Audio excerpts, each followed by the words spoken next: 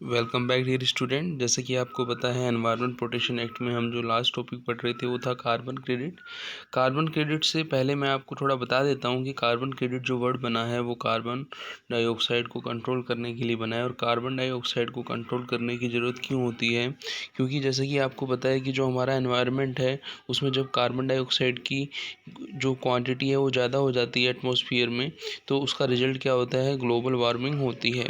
जैसे कि हमने प्रीवियस जो लेक्चर था उसके अंदर हमने पढ़ा भी था कि जो continuous accumulation of carbon dioxide in the atmosphere जो होता है वो किसका उसका रिजल्ट क्या होता है? उसका रिजल्ट होता है ग्लोबल वार्मिंग। तो होता क्या है कि इस कार्बन डाइऑक्साइड का जो एक्यूमुलेशन है उसको कम करने के लिए गवर्नमेंट ने क्या किया है कि कार्बन क्रेडिट सिस्टम बनाया है। कार्बन क्रेडिट सिस्टम है क्या? 1 carbon credit allow 1 ton of carbon dioxide और a corresponding amount of other greenhouse gases to be discharge in the air. यदि किसी को 1 कार्बन क्रेडिट मिला है तो 1 कार्बन क्रेडिट का मतलब ये हुआ कि वो 1 टन कार्बन डाइऑक्साइड को एनवायरनमेंट के अंदर रिलीज कर सकते हैं।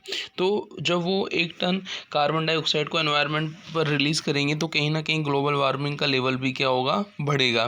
तो इसके लिए गवर्नमेंट ने क्या किया है?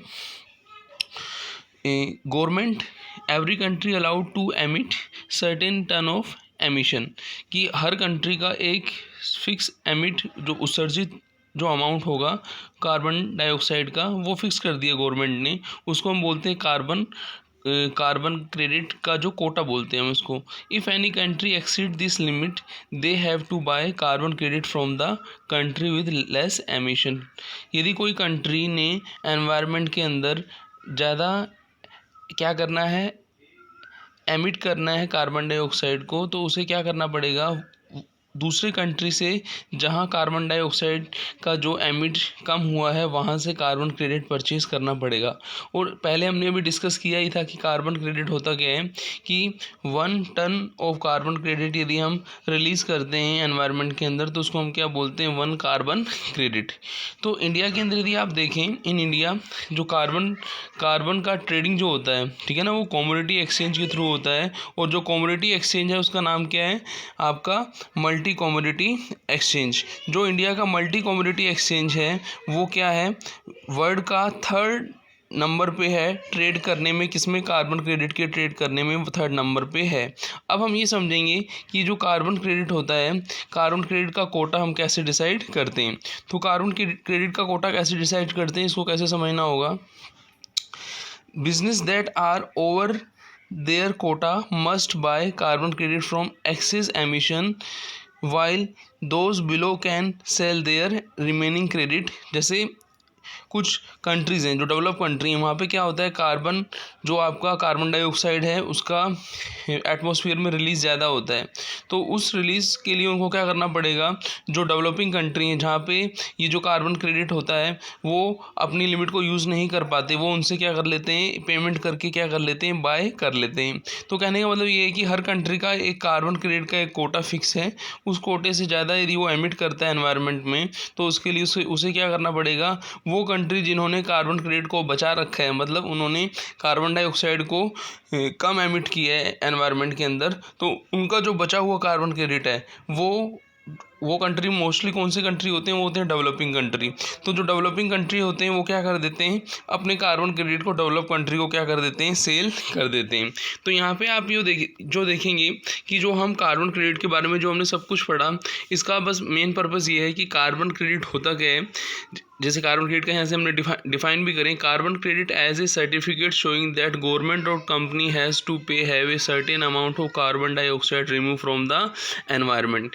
कि कार्बन क्रेडिट एक क्या है? एक सर्टिफिकेट है जो ये शो करता है गवर्नमेंट या कंपनी ने जो पे किया है, एक सर्टेन अमाउंट किया है किसके लिए? जो कार्बन डाइऑक्साइड का है एनवायरनमेंट से रिमूवल के लिए जो पे किया है वो क्या कहलाता है? आपका कार्बन क्रेडिट कहलाता है। जैसे इंडिया डेवलपिंग कंट्री है तो उसका जो कार्बन क्रेडिट है उसने अमेरिका को सेल कर दिया, तो उस सिचुएशन में जो इंडिया को जो पैसा मिला है अमेरिका से कार्बन क्रेडिट के बदले में वो कहलाएगा आपका कार्बन क्रेडिट कहलाएगा।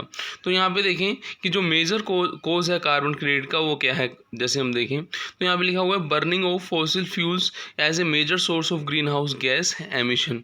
जो अपनी ग्रीन हाउस गैस जिसको हम GHG बोलते हैं, उसका जो मेन सोर्स है उसको हम क्या बोलते हैं, फॉसिल फ्यूल्स है ना।